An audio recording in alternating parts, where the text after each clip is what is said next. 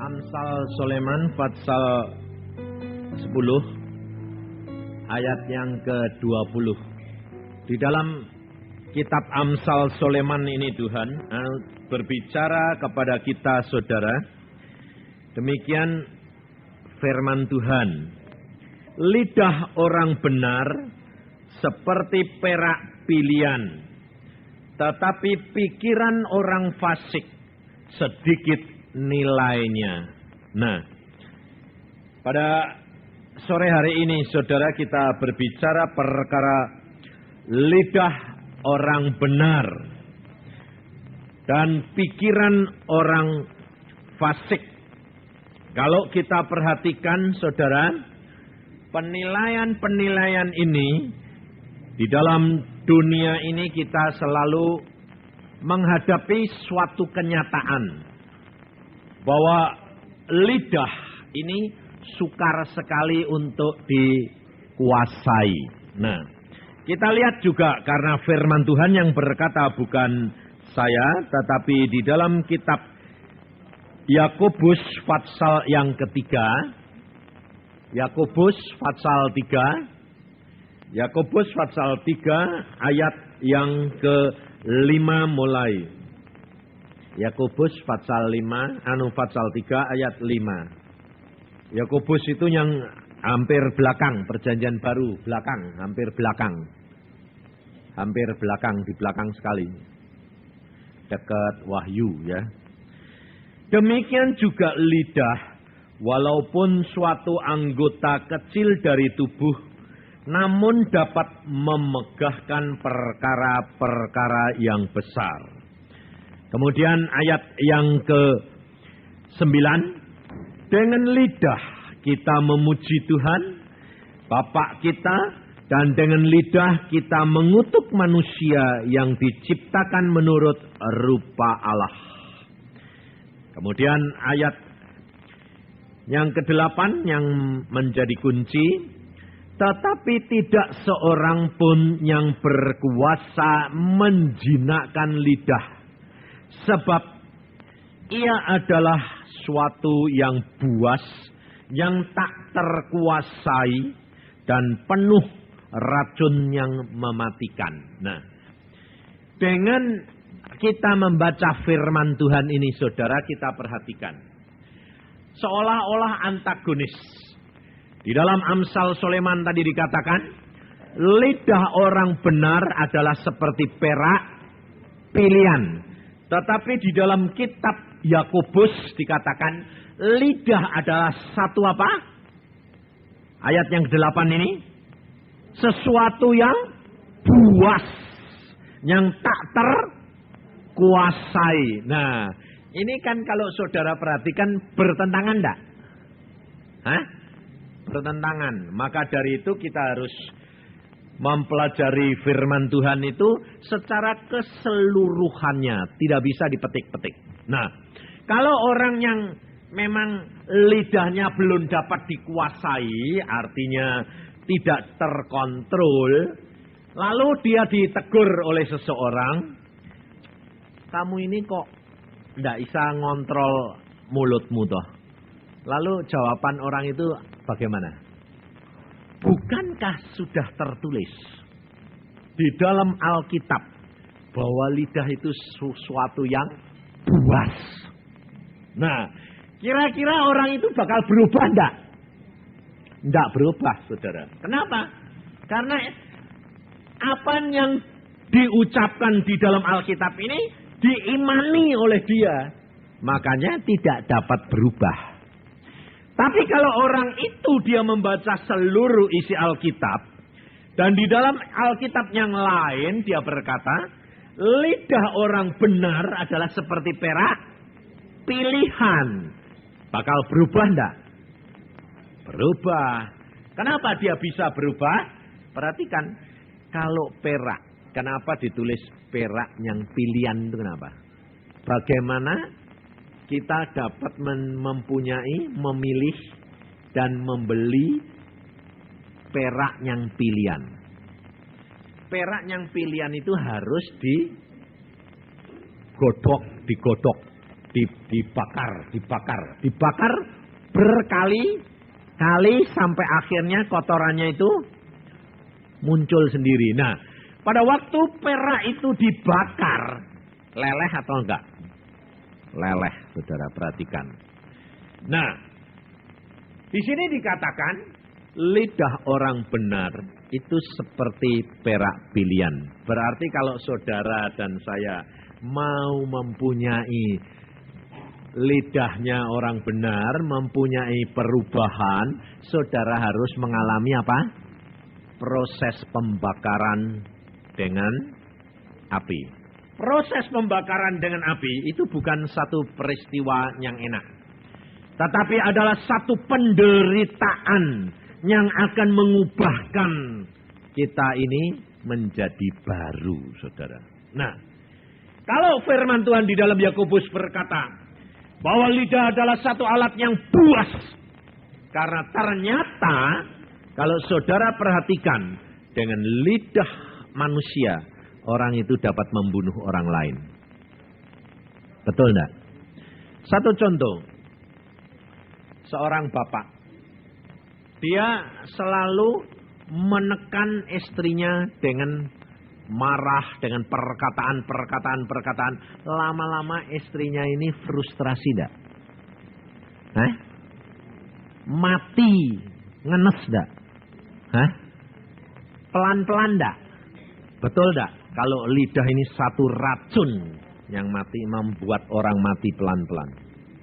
Maka dari itu, saudara perhatikan, lidah ini tidak mungkin diubah. Karena apa? Karena lidah ini ukurannya sudah pas untuk tiap-tiap mulut orang. Hidung bisa dirubah, dioperasi, betul enggak? Karena ruangannya luas, mau digedein, mau dikecili bisa. Loh, betul enggak? Dimajuin bisa, dimasukkan bisa, betul enggak? Matamu bisa juga dilebarkan, disitipkan, bisa enggak? Bisa. Kupingmu bisa dirubah enggak? Bisa. Lidah enggak bisa. Siapa yang bisa ngerubah lidahnya? Mau kecilin enggak bisa? Mau besarin enggak bisa? Ngerti enggak? Jadi saudara perhatikan, lidah ini ukurannya sudah pas. Nah, kalau lidah dikatakan adalah satu alat yang buas, itu sebetulnya keluarnya dari mana? Lidah ini cuma satu alat, saudara. Keluarnya dari mana? Hati loh. Hati yang pahit selalu keluar mulutnya pahit. Hati yang jengkel selalu mulutnya keluarnya maki-maki terus. Nah, yang jadi sasaran siapa kerap kali? Ibu-ibu toh. Kalau bapaknya jengkel di kantor pulang, yang dapat sasaran siapa? Ibu-ibu toh. Lalu ibu-ibu menumpahkannya pada siapa? Loh, pada anak ya toh. Anak numpahkannya pada siapa? Pembantu terusane. Pembantu pada siapa? Balik lagi dia nanti. Loh, saudara tahu ini tidak bisa berhenti tanpa dari sumbernya. Ngerti enggak? Maka dari itu sebetulnya kita harus perhatikan bahwa segala perkara firman Tuhan berkata itu dari dalam hati. Bukan dari luar masuk ke hati. Dari hati lebih dahulu. Nah, maka dari itu kita harus sadar. Siapa yang harus mulai dulu? Firman Tuhan berkata, satu orang diselamatkan, seluruh isi keluarga diselamatkan. Jadi siapa yang mau mulai siapa? Kalau orang tidak yang mengenal Tuhan lebih dahulu. Maka dari itu kalau ibu-ibu ini sudah mengenal Tuhan lebih dahulu, biarpun bapaknya belum mengenal, jangan masalahkan. Karena apa? Karena engkau yang harus mulai dulu. Karena segala sesuatu dimulai dari dalam diri kita masing-masing. Ada seorang ibu, dia punya anak kecil, bapaknya pendiam, anaknya juga pendiam. Bapaknya pendiam, ibunya pendiam. Kira-kira anaknya bakal pendiam apa enggak? Hah? Pendiam. Kalau dirawat sendiri. Sebabnya bapaknya sama ibunya ndak suka ngomong. Anaknya juga nggak ada yang ngajari ngomong. Loh, betul ndak? Akhirnya lambat ngomong. Tapi kalau anak ini punya suster, susternya cerewetnya luar biasa. Anaknya jadi cerewet enggak? Cerewet. Maka dari itu, saudara perhatikan. Hati-hati. Nah, kalau firman Tuhan berkata, bahwa dengan lidah kita ini sadar, harus sadar. Sebab apa? Dengan perkataan kita yang keluar dari hati, ini dapat menjadi ikatan. Dan ikatan ini membawa maut penderitaan. Seorang ibu yang jengkel, karena dia jengkel sama bapaknya, ya dah, hatinya ini jengkel terus sebelum kawin mesra. Tapi setelah kawin, bapaknya berubah watake. Ibu ini jengkel, tapi karena sudah kawin dan tidak bisa terus cerai lagi, apalagi dia sudah ngandung. Ya dah. Lalu apa yang ada di dalam hatinya ini meresap enggak ke dalam anak? Anak nanti keluar, kejengkelanmu tertanam di dalam anak. Kejengkelanmu ini sebetulnya tidak akan masuk ke dalam diri anak kalau tidak kamu masukkan dalam pikiranmu. Kalau sudah masuk ke dalam pikiran, kemudian dari pikiran ini keluar kata-kata yang menyakitkan, ini didengar oleh anak yang dalam kandungan. Dan ini yang merupakan kehancuran bagi anakmu. Contohnya saudara, di dalam kehidupan orang, anaknya ini kadang-kadang keluar cacat. Hanya karena apa? Karena pikiran ini. Ini saya ngalami sendiri dan keluarga kami. Ayah ibu, anaknya 9. Tidak ada satu yang cacat. Kecuali adik saya perempuan. Hanya karena apa? Pada waktu ibu saya mengandung, lalu bapak saya ini marah sama tukang. Karena tukang ini tukang nyuri. Saking jengkelnya bapak saya itu telinganya dipikir, dipuntir. Karena dipuntirnya itu sampai muter gitu lah. Ibu saya ini lihat gitu tuh jatuh kasihan. Menyesal sekali. Aduh, orang papa ini kok demikian keras sampai orang kayak gitu. Jadi dia lihat ini telinga sampai dipuntir sampai muter gitu tuh. Saudara tahu, adik saya keluar persis telinga yang dipuntir persis ke belah kanan, bunder ser. Tutup. Waktu ayah saya melihat anaknya lahir, begitu dia menyesal luar biasa. Lalu dia bertanya, berdoa, Tuhan, aku kok bisa punya anak cacat gini ini kenapa? Tuhan berkata, pada waktu kamu marah, istrimu lihat dan masuk dalam hati, kemudian istrimu memikir, dan itu membentuk onderdil anakmu. Karena waktu di dalam kandungan itu, anak ini kan belum sempurna toh. Ngerti enggak? Sedang dibikin. Maka dari itu, kalau engkau sedang mengandung, hati-hati, jangan sembarangan. Sebab ini kemasukan benda yang tidak baik, jadinya persis kayak itu. Maka dari itu, saudara, kita perhatikan. Lidah ini, perkataan-perkataan kita dapat menjadi ikatan dan penderitaan dan tidak akan hilang. Coba kalau sudah cacat gitu, seumur hidup enggak? Seumur hidup. Lalu yang satu lagi, contoh lagi. Kita kerap kali tidak nyadari. Kita kalau ngomong selalu, aku kepengen hidup panjang umur terus. Ayo, rata-rata orang kepengen panjang umur enggak? Minta toh panjang terus. Panjang terus.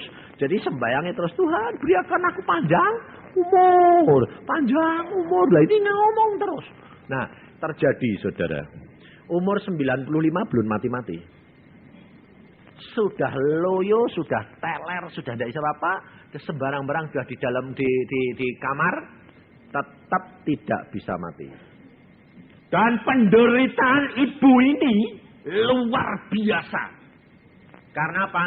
Anak cucunya sudah tidak ada yang mau ngerawat, dipanggil ke orang tok di dalam kamar, dan baunya luar biasa. Waktu saya dipanggil dari salah satu kota di Jawa Tengah, saya masuk, saya bilang gini, waduh, penderitaan ibu ini. Siapa yang mau kayak begini nih?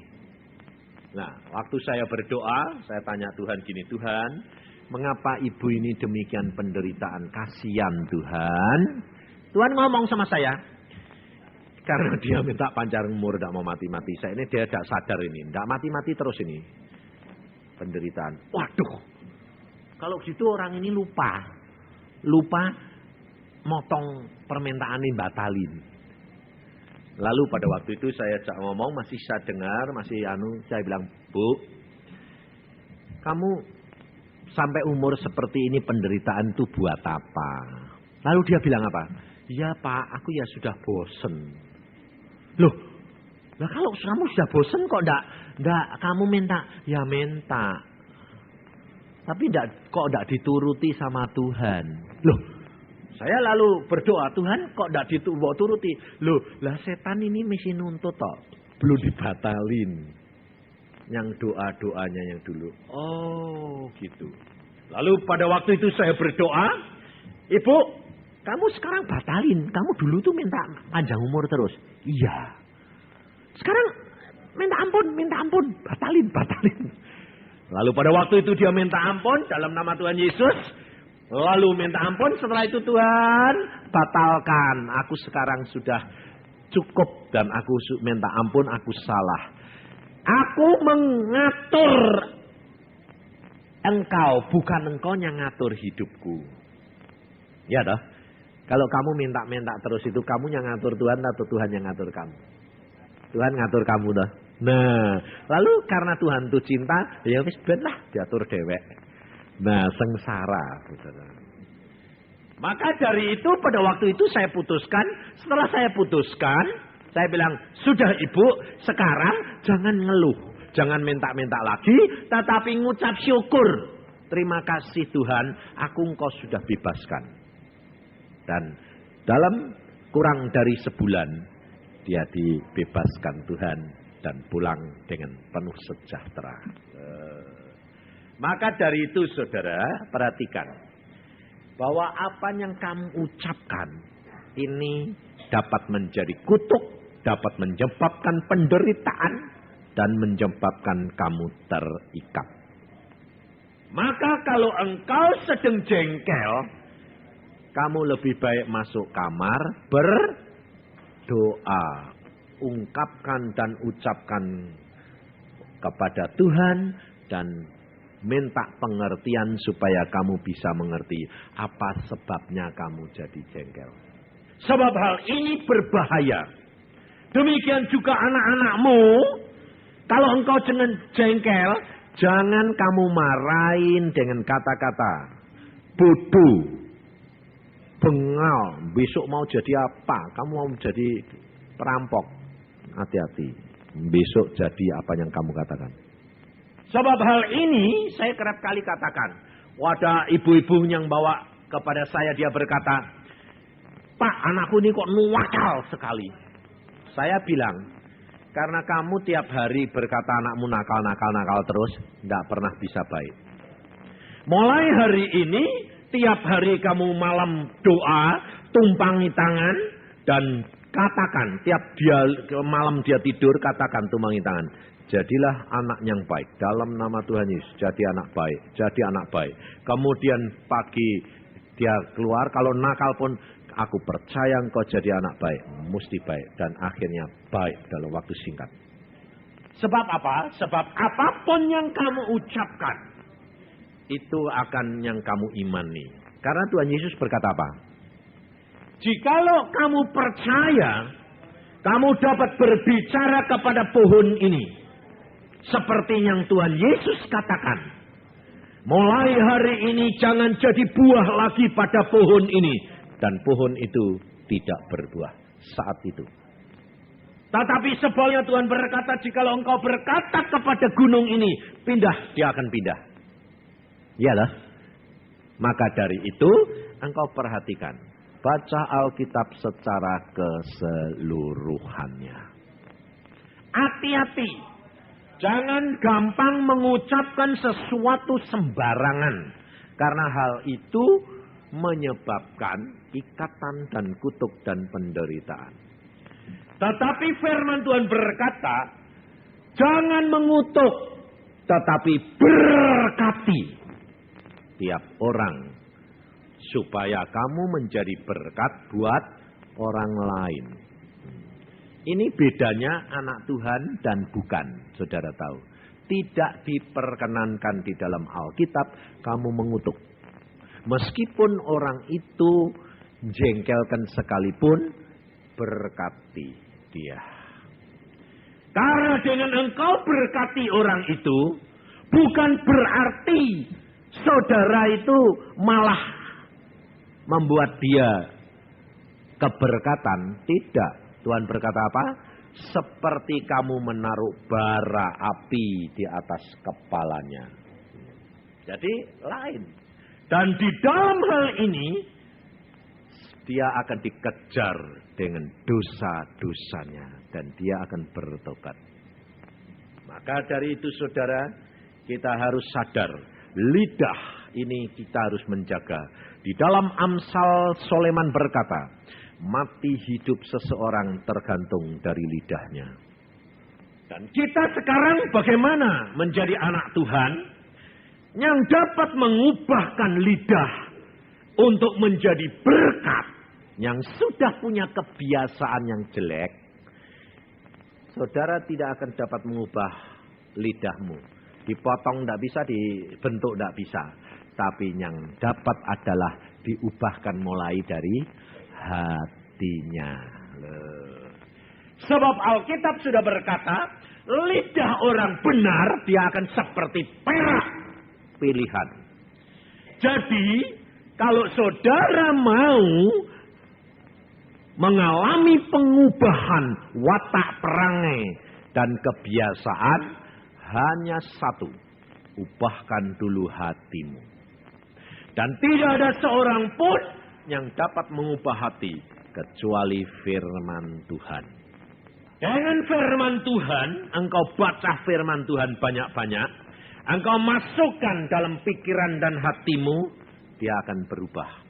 Sehingga saudara dan saya mempunyai pikirannya Kristus, bukan pikiranmu yang lama, itu diubahkan. Karena apa? Coba perhatikan. Di dalam Galatia pasal yang kelima. Dalam Galatia pasal kelima, ayat yang ke-22.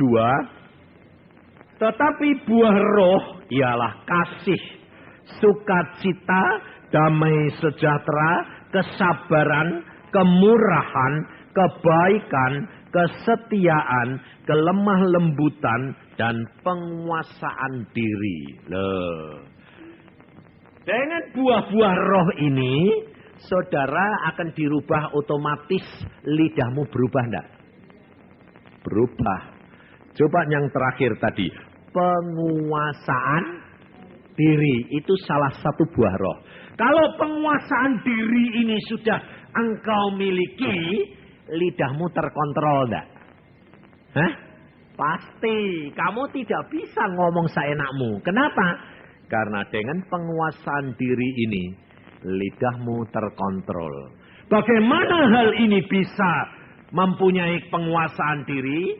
Saudara tidak bicara, saudara tidak bertindak, saudara tidak melakukan sesuatu tanpa engkau berdoa lebih dahulu, berkonsultasi dengan Roh Al-Kudus. Karena Roh Al-Kudus sudah diberikan kita, dia ada di dalam kita. Jadi kamu kemana saja, kamu melakukan apa saja, kamu sebetulnya bisa konsultasi enggak? Hah? Bisa. Maka dari itu penguasaan diri akan ada di dalam diri kamu. Maka dari itu saya selalu mengajak saudara begini, praktek. Nah, Prakteknya bagaimana? Coba dulu sama suami. Sebab itu yang paling peka.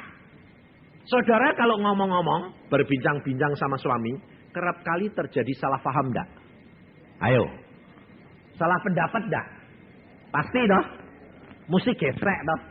Apalagi dek bicara perkara anak. Dia mengendaki gini, kamu mengendaki gini. Mesti gini terus, enggak bisa klop toh. Nah, kamu coba. Kalau kamu mulai ngomong sama suami, kamu ngomong dulu dalam hati gini. Tuhan, berikan aku mengerti omongan suamiku. Berikan suamiku mengerti omonganku. Lalu Tuhan tuntun omonganku. Yang keluar adalah pimpinanmu. Lakukan asal kamu ngomong sambil berdoa di sini. Pimpin Tuhan. Nanti kan omonganmu tepat. Nanti kan bisa klop. Buktiin. Sebab apa? Sebab ini pengalaman saya. Dulu selalu saya sama istri tidak bisa klop. Lalu saya minta hikmat Tuhan. Tuhan, aku ini kalau ngomong sama istriku kok tidak bisa klop sih Tuhan. Kok mesti gini terus? Lalu Tuhan berkata, karena kamu salah mengerti. Karena apa? Karena yang mempunyai roh pengertian itu cuma Tuhan. Tanpa Tuhan, engkau tidak akan dapat mengerti, membaca pikirannya orang lain. Betul tidak? Saudara kenal suamimu puluhan tahun, tapi tetap tidak bisa ngerti pikirannya. Iya dah? Kenapa? Karena kamu tidak minta. Coba baca. Di dalam Yesaya. Nabi Yesaya. Pasal yang 11. Ayat yang kedua. Yesaya pasal 11. Ayat yang kedua. Roh Tuhan akan ada padanya. Roh hikmat dan pengertian.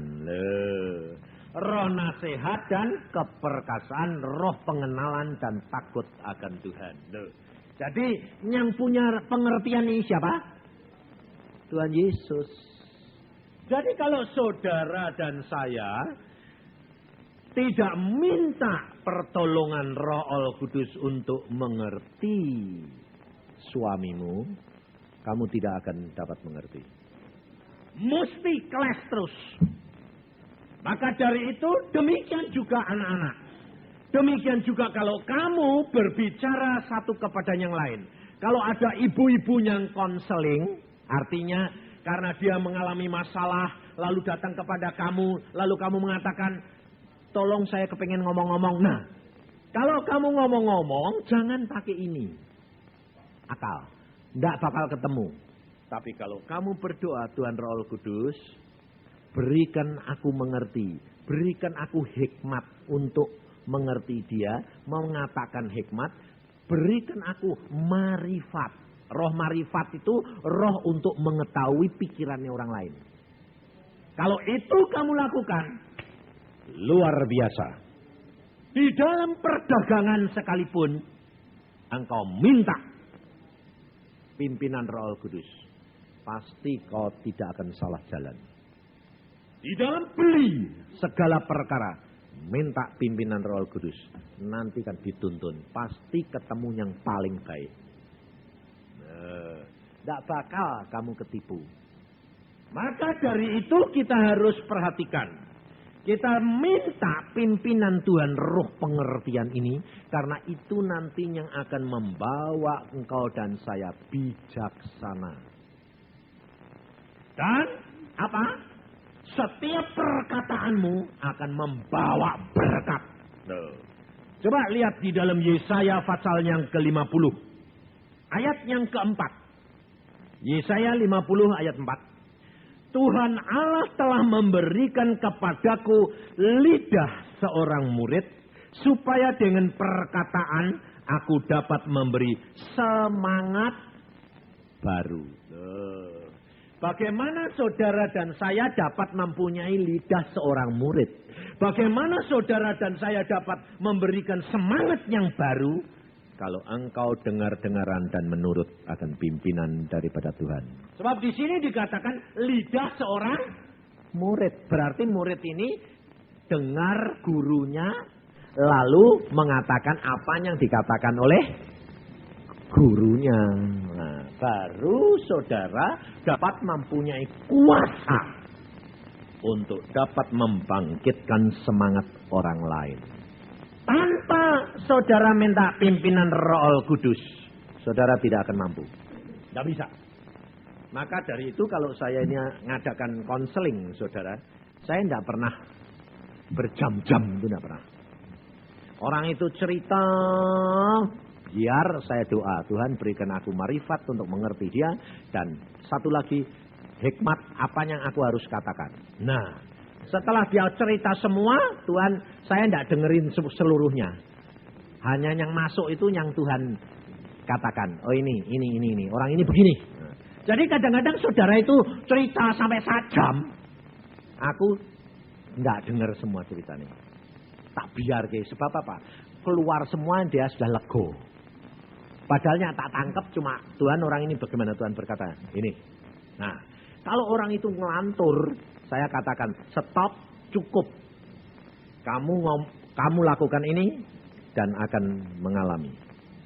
Loh kenapa Pak saya belum cerita penuh? Saya sudah tahu masalahmu, kuncinya di sini dan Tuhan berkata lakukan ini, selesai, pulang. Nah, kadang-kadang orang itu tidak seneng. Tidak senengnya apa? Lawang mau konseling kok modelnya gini. Kalau saya, untungnya saya dokter, jadi biasa kalau ada pasien datang, saya periksa, tek.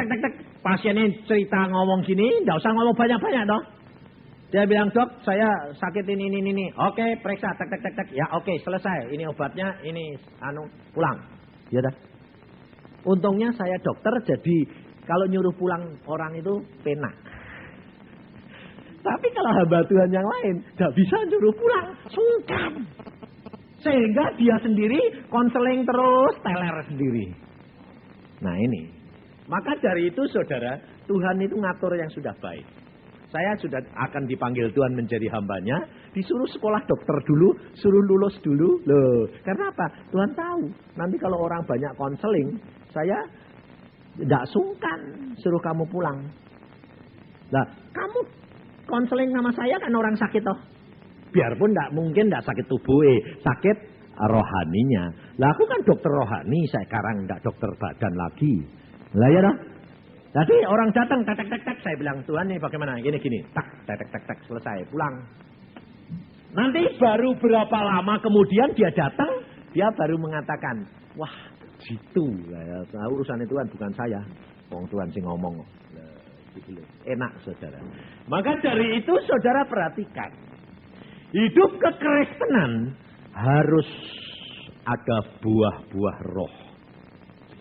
Bukan engkau berkarunia, bukan engkau dipakai Tuhan menyembuhkan orang, bukan engkau menobatkan orang yang menyelamatkan kamu, adalah buah-buah roh. Sebab buah roh adalah orang-orang yang menjadi pelaku-pelaku firman dan kerja Roh Kudus dengan kita membuahkan perbuatan-perbuatan tadi yang kita baca. Sukacita, damai sejahtera, penguasaan diri, murah hati, lemah lembut, rendah hati. Nah, itu buah-buah roh yang nyata, yang dilihat oleh manusia dunia ini. Sehingga mereka tahu ada perubahan di dalam diri saudara dan saya. Tanpa ada perubahan, saudara tidak akan dapat menghasilkan jiwa-jiwa yang lain. Tetapi hal ini dapat dimulai, Tuhan berkata apa? Bersihkan dulu cawan sebelah dalam. Jadi harus dimulai di mana? Keluarga kita lebih dahulu. Maka dari itu saya tadi katakan, praktekkan. Penguasaan diri hanya dapat kalau kamu berkonsultasi dengan Roh Kudus. Tiap perkataanmu tepat. Nanti ini alami, buktikan dulu. Setelah kamu buktikan, baru kamu berbuah, kamu ajarkan orang lain. Nanti berubah keluargamu. Pengertian suami istri menjadi enak. Tidak pernah geser lagi. Saya sekarang saudara sama istri saya setahun tidak ribut satu kali. Setahun tidak salah paham sekali. Kenapa? Nah, setiap kali ngomong penuh dengan pengertian. Tak tak tak tak tak tak, enak sekali. Sampai anak-anak bilang, papa dan mama ini kayak orang pacaran terus wae le. Kenapa? Karena ada roh yang lain ini yang gandeng. Sebabnya Tuhan berkata apa? 1, 2 atau 3 orang berkumpul dalam namaku, aku hadir di tengah-tengah mereka. Betul tidak? Lah, kalau kamu sama suamimu mau ngomong, kumpul tidak? Lalu kamu berdoa dalam nama Tuhan Yesus, tolong Tuhan berikan aku pengertian suamiku ngerti aku mau ngomong. Loh, Tuhan di tengah-tengah enggak? Lalu omonganmu diterima suami, itu disaring sama Tuhan. Channelnya itu klop, enggak menceng. Setannya mau menceng ke, enggak boleh sama Tuhan. Nah, Tuhannya ada, setannya takut toh. Tapi kalau saudara ngomong langsung, setannya yang kurang ajar, dicopoti satu-satu, ditutupi satu-satu, sebagian-sebagian, trimone salah, ribut. Nanti kalau aneh coba perhatiin. Kalau sudah ribut, aneh. Nanti kalau sudah merenungkan. Lalu baik, lalu bilang, lupa, aku tadi kan maksudku kan kayak kamu toh. Enggak, kamu tadi gini loh, gitu dah. Padahal sebetulnya maksudnya sama, ngomongnya salah. Salahnya di mana? Karena dipotong-potong, dicopoti be setan itu tadi. Jadi nerimone salah. Contoh nih, saudara sumamanya dengar khotbah gini. Saya ngomong, tapi kamu sedang ketarik sama orang sana. Kadang-kadang kan tidak dapat, tidak dengar, dapat dengar. Dong tidak dapat jadinya dapat. Salah toh. Ngerti enggak? Lalu kamu pulang tadi ngomong gini. Pak Yusak tadi kok ngomong gini? Enggak gitu kok. Ngomong gini kok aku dengar. Loh enggak, aku dengarnya enggak gitu loh. Ribut lah. Padahal karena kue perhatianmu. Ada jalan sama suami di toko. Perhatianmu sedang kesengsembek barang. Nah nanti suamimu ngomong dengar enggak? Enggak dengar lah. Lalu kamu tanya, apa? Suamimu jawabannya apa? Siaran cuma sekali. Kamu jengkel enggak? Jengkel. Loh, gitu kok ngamuk. Loh, lalu dok jalan sudah mulai ribut. Loh, saudara tahu. Karena apa? Karena kamu kalau ngomong tidak minta pertolongan Roh Kudus. Praktekin, nanti kan luar biasa. Karena Allah sudah memberikan contoh-contoh bagaimana untuk hidup dalam damai sejahtera, sukacita. Tidak akan ada saling pengertian karena rumah tanggamu akan ada damai sejahtera. Karena Tuhan sudah berkata, damai sejahtera yang aku berikan kepadamu tidak sama dengan damai sejahtera yang diberikan oleh dunia.